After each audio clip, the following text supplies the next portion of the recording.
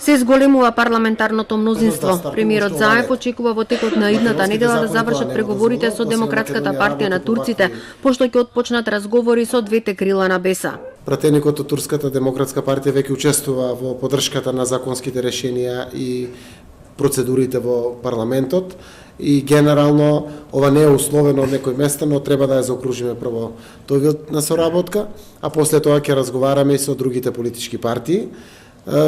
Пред се размислувам за БЕСА и тоа двете групи.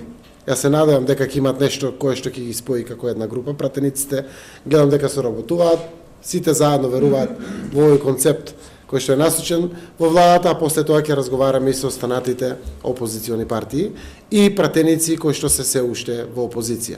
Утре во собранието Заев ќе се сретне со лидерот на ДУИ Али Ахмети, каде ќе разговараат за можноста неколку партии да влизат во владата.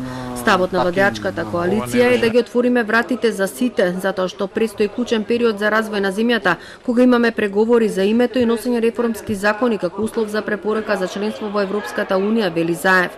Во однос на шпекулациите дека се водат и разговори со Демократската партија на албанците, вице-премиерот Хазбилика смета дека доколку тоа се случи, тогаш вреди да се размисли и дека тие не се партија која го попречува проширувањето на парламентарното мнозинство.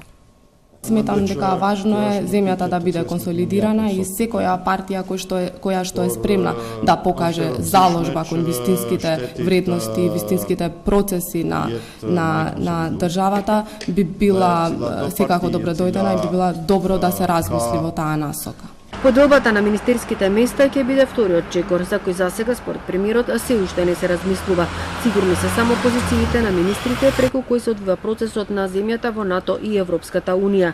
Ќе има и смени на неколку директори на јавни и државни предпријатија.